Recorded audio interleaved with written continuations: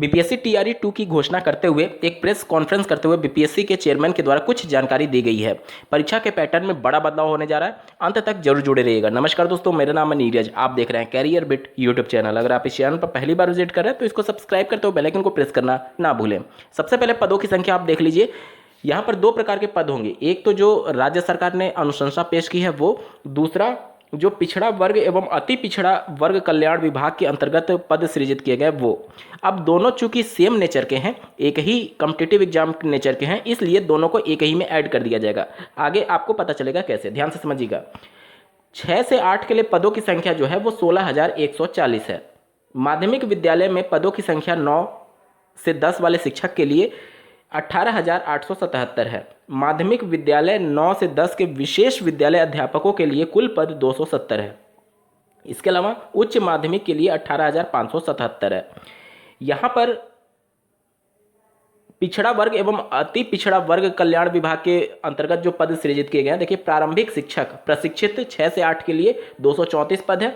इसी प्रकार से माध्यमिक 9 से 10 के लिए 248 और 403 पद हैं पीजीटी के लिए, ठीक है। और टोटल प्रधानाचार्य के पद की संख्या 31 है।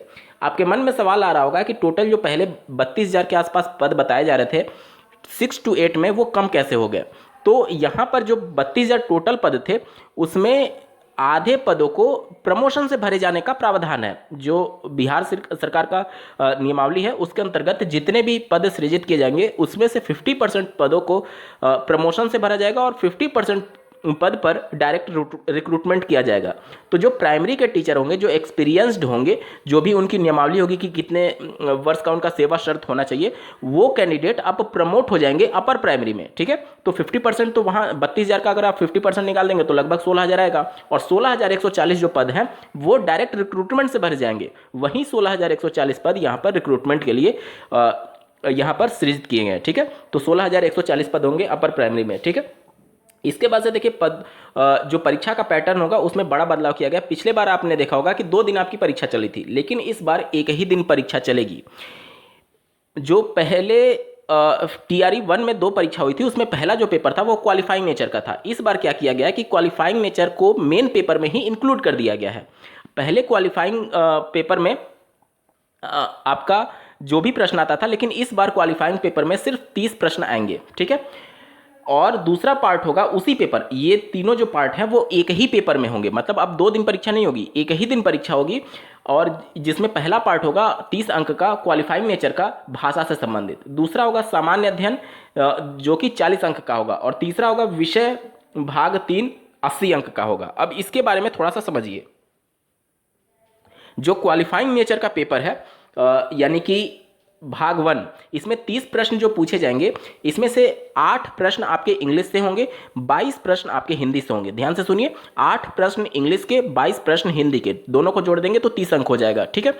इस 30 अंक में से 9 अंक यानी कि 30 का 30% आप निकालेंगे तो 9 नंबर आता है। यानी कि 30 में से 9 नंबर आप क्वालिफाई करेंगे तभी आपका मेन पेपर जांचा जाएगा। देखिए ये ऑलरेडी मेन पेपर में इंक्लूडेड है, लेकिन इसके नंबर नहीं जुड़ेंगे। ये सिर्फ क्वालिफाइंग नेचर का है जो 30 नंबर वाला है, ठीक है। बाकी का जो 40 और 80 नंबर का क्रमशः सामान्य अध्ययन और भाषा विषय है उसके नंबर जोड़े जाएंगे। मतलब कि मेन पेपर तो आपका अभी भी 120 नंबर का ही होगा, लेकिन जो पहले दिन आपका टीआरई 1 में क्वालिफाइंग नेचर का पेपर हुआ था उसको अब एक ही दिन में मेन पेपर में इंक्लूड करके 30 नंबर उसके भी प्रश्न जोड़ दिए जाएंगे। यानी कि टोटल आपका पेपर होगा 150 नंबर का, लेकिन उसमें से केवल 120 नंबर पर ही मेरिट बनेगी। जो क्वालिफाइंग नेचर का लैंग्वेज वाला पेपर है उसमें सिर्फ और सिर्फ आपको 9 नंबर लाना अनिवार्य होगा।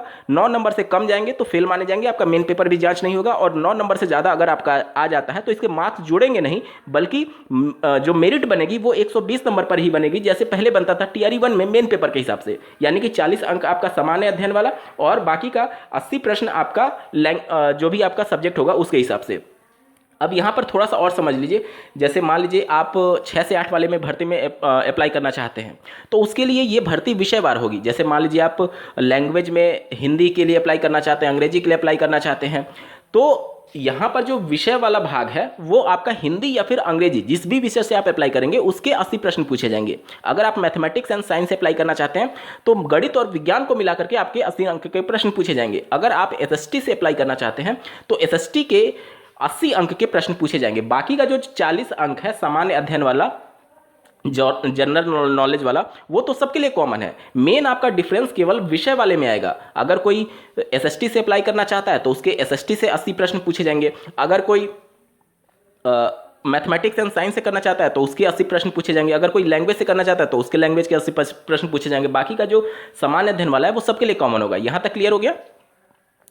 उसके बाद से देखिए यहाँ पर जो टाइमिंग थी, पहले 2 घंटे का समय दिया गया था। अब चूंकि यहाँ पर क्वालिफाइंग नेचर के 30 प्रश्न भी जोड़ दिए गए हैं, पहले 120 होता था, अब 150 हो गया, इसलिए टाइम को बढ़ा करके 2 घंटे से 2.5 घंटे कर दिया गया। 2.5 घंटे का पेपर होगा, ठीक है। यहाँ पर ऑनलाइन आवेदन पत्र भरने से संबंधित कुछ इंपॉर्टेंट डेट भी है, इसके बारे में भी देख लीजिए। निबंधन एवं भुगतान प्रारंभ करने की तिथि जो है वो 5 नवंबर से 14 नवंबर के बीच में रखी गई है। इसके साथ ही साथ विलंब शुल्क के साथ निबंधन एवं भुगतान की अंतिम तिथि जो होगी वह 17 नवंबर 2023 होगी।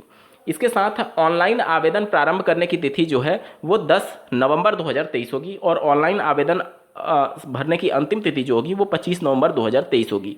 यहाँ पर आयोग ने इस बार अपनी पुरानी गलतियों से कुछ सीख लेते हुए कुछ बदलाव भी किया है, जैसे कि वह बिल्कुल क्लियर कट इन्फॉर्मेशन दे रहे हैं कि इस बार परीक्षा के बाद कोई भी संशोधन नहीं होगा। 25 नवंबर 2023 जो डेट होगा वो थ्रेशोल्ड डेट होगा, जब आपके पास सभी एलिजिबिलिटी से संबंधित जो भी सर्टिफिकेट है वो अवेलेबल होना चाहिए। यानी इसका मतलब ये हुआ कि 25 नवंबर के आसपास अगर आप 25 नवंबर तक आपके पास अपर प्राइमरी का सीटेट भी क्वालिफाई होना चाहिए। इसका मतलब ये हो गया कि सीटेट अपीयरिंग वाले कैंडिडेट को इस बार मौका नहीं दिया जा रहा है।